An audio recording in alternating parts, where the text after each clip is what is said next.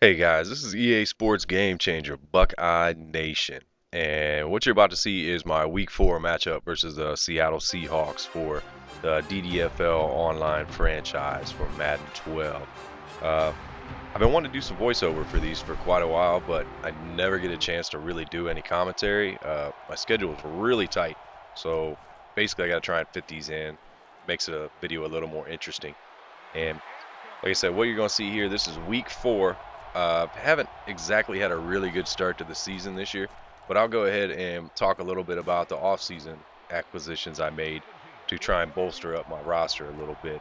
As you can see on the Cleveland Browns, I don't exactly start with a monster roster or anything, but what I have done this year is in the offseason, I added Devin Hester via trade, Santonio Holmes via trade, I got a rookie right tackle. It's 84 overall. That was one of the biggest weaknesses on my team.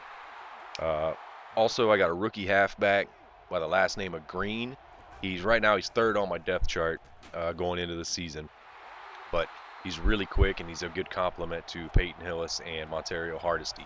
Uh, Defensively, I added London Fletcher via free agency. Old man, but he's still a pretty good middle linebacker. Also added Jameel McClain, another middle linebacker, a little speed burner, kind of a pass rusher. Uh, Also, rookie free safety Beasley, 79 overall. That's another big weakness on my roster was free safety. And then I lucked out, and the computer drafted for me in the 4th round. I got a strong safety by the name of Lockett, who's got decent speed, decent everything. Only C potential, but he's got 99 hit power, so he's going to be my special team stud this year. Uh, Bad things so far to start this season off. You've already seen my week 1 video versus the Jaguars, and you saw Peyton Hillis went down with a dislocated hip.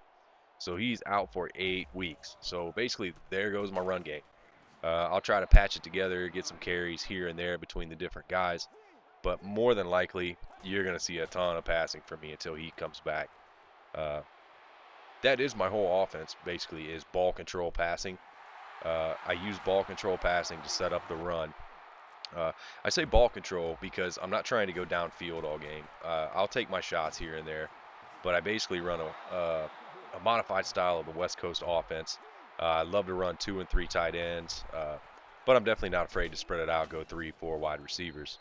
Uh, I try to base my run game off of that. I get you to adjust to my passing game and have you start covering this route or that route, whatever combinations I'm working on at the time. Once I get you to focus on those, I'll be able to bust off some run plays, and I'll also be able to open up things down the field as well. Season 1, I finished this season in the top 5 defensively, yardage-wise. I led the league in sacks overall for the team. Jabal Sheard led my team. He had 17. He was pretty much an absolute man beast for me. Uh, Offensively, I started off horrible. I was like next to last in the league for the first 4 or 5 games. And I think at one point, my touchdown interception ratio with noodle arm Colt McCoy was a 1 touchdown and 11 picks to start the year. So it got pretty ugly. But I did end up finishing in the top 5 in offense as well. You would think by those numbers that I would be playoff, Super Bowl, something like that. Yeah, guess what? 29 interceptions on the season. Turnovers absolutely murdered me. They cost me so many games, and it's no one's fault but my own.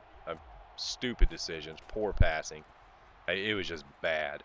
Uh, so basically, like my focus this year has been to not force the ball and do not be afraid to take sacks. And you're going to see in this game, I get sacked, I think 8 or 9 times. It's ridiculous, but guess what? I did not turn the ball over. Uh, you're going to see a lot in this game of me working short routes. I'm trying to force the D to adjust. That way I can hit sideline, medium passes, and deep passes. Uh, I go into this game looking at his defensive line. It is very good, and I'm thinking I'm going to have a hard time running the ball. Uh, you'll see early, I tried to run a few times, and he was just getting so much penetration with his defensive line. And then you add on top of that, he stacking the box quite a bit, loading the box up on me. So that's basically just begging for me to start throwing the ball. So you'll see me get a little pass happy here, which isn't a bad thing. I can usually shred people passing if they try and load up on me.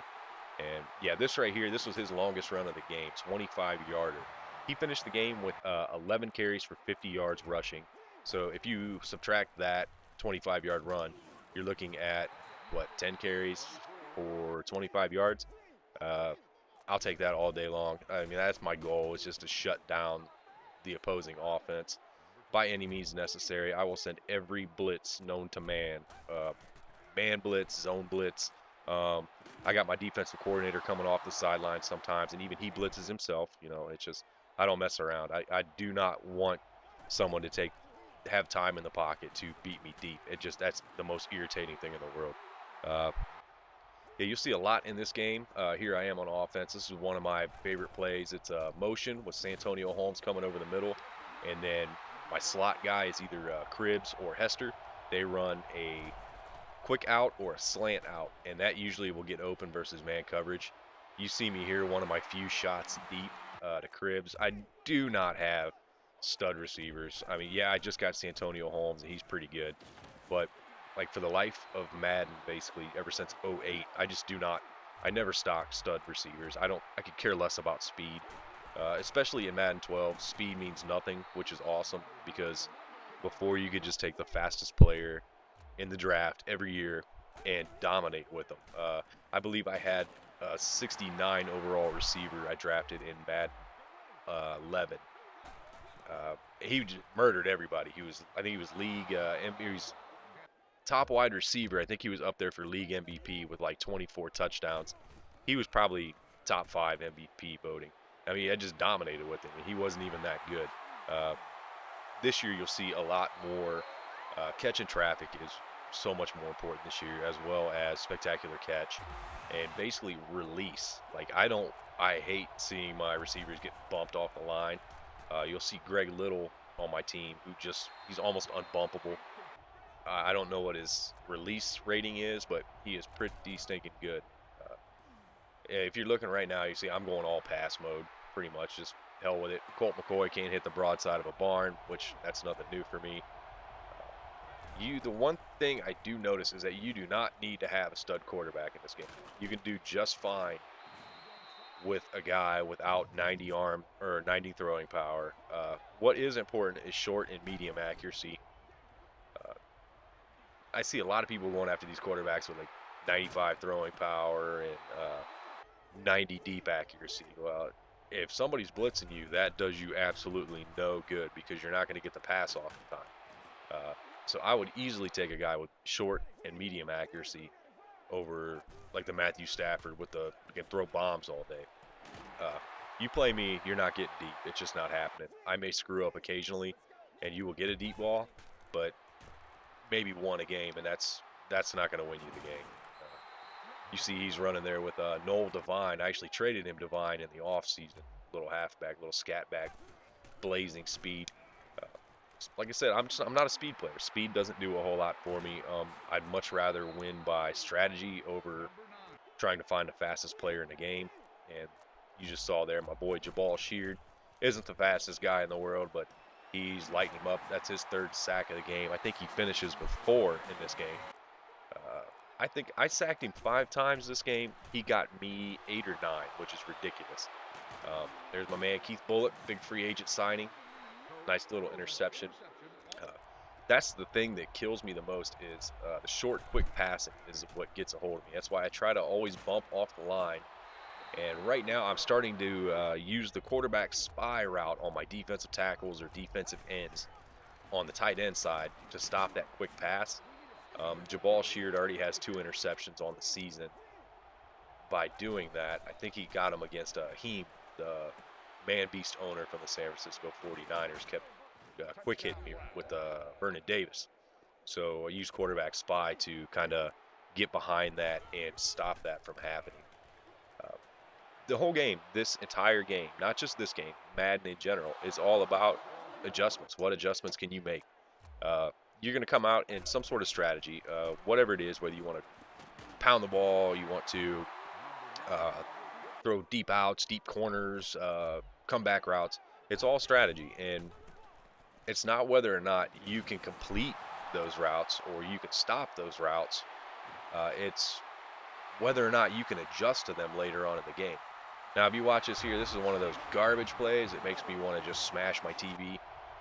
His running back went out. I think it was Define, and I absolutely annihilated him. He fumbles. Wide receiver picks it up, goes for a touchdown. There's a missed touchdown. Wide open Santonio Holmes. He threw it out of bounds. But that's been the basic start to my season. I started against Jacksonville. It was a terrible game. Like, it was raining. I wasn't used to my team. I hadn't played in about 10 days because this is the only league I'm in. So this is really the only time I put Madden in is when I'm playing this league. Other than that, I've been going a lot of Battlefield, or I just got Skyrim. Been lighting that up a little bit. But that's been the base of my season. It's just been stupid plays made by me. I mean, I cost myself so many games, and you're going to see the absolute worst time management, clock control, whatever you want to call it. At the end of this game, I have a chance to win it, and I get down to the end of the field. I get down to his end of the field with a tie ball game. I think I'm on like the 25. There's like 10 seconds left. I have no timeouts. I call no huddle. Don't ask me why I didn't hit a quarterback spike to stop the clock, but I decide I'm going to throw it. Well, like a dipshit, I go to throw the ball. I get sacked. Time runs out, and it goes to overtime. So, I mean, that could very well right there cost me the game. Like, I had a chance to win, and me going brain dead for a second basically almost cost me the game. After playing this game, other than the fact that I got sacked so many times, I mean, I pretty much dominated the game. Loboscaper is a very good player. Plays very smart. His record doesn't reflect it right now. I think he's 0-5, but he plays very well. I played him last year. I think he might have beat me, or it might have been another close game that I won. But yeah, I pretty much dominated most of this game. Pass game, I kind of shredded him. I think he completed about 50% of his passes, but I picked him off 3 times. And that's there's the man, TJ Ward. This is like his first interception in 2 seasons. But yeah, I pretty much dominated the game. I forced him to do what I wanted him to do on defense, and that's kind of my MO for my offense, is that I don't want your defense to dictate what I do. I want it to be the other way around. I want to be able to shred you and force you to adjust to my scheme. Right there, that should have been a pick. I got lucky there. But he played really good goal line defense inside about the 10. He was giving me a hell of a hard time. He refused to come out of man. He ran a ton of man coverage, and I was seeing a lot of man coverage with 8 in the box, which to me says pass every time. He did run some zone, and when he did, it was still out of base coverage, so I knew there were going to be all kinds of holes in it. I typically run a lot of man this year in Madden 12, man blitz usually, but I mean, you can't do that all game. You're going to get toasted. Somebody's going to catch you, so you really have to mix in some zone coverage. What's the score now? 17-7. Yeah, he was killing me with that quick slant. I should have quarterback spied somebody underneath that to slow it down a little bit. His run game is okay. He ran for a lot of yards against me in season 1. So that I was pretty much scared of that coming in, but luckily I was able to have guys in the right place to take care of that. Like right now, I'm really thinking about toying with the 3-4 defense, do a little switch. I want to see what happens with all these middle linebackers I have if I actually play them where they need to be played instead of using them as pass rushers all the time.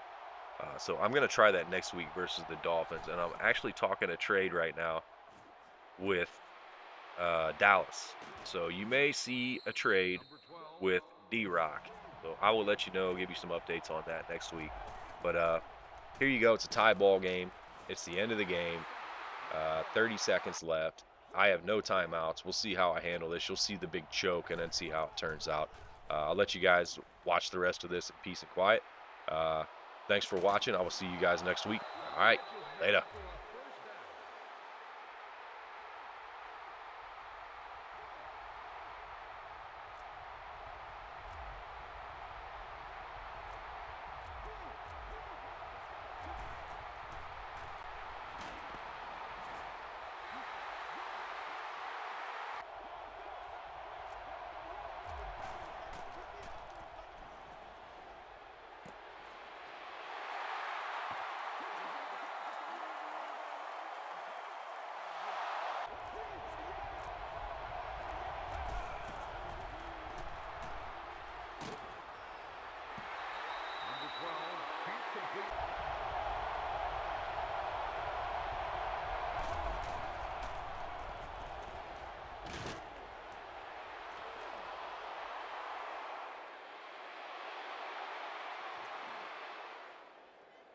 Touchdown, Cleveland.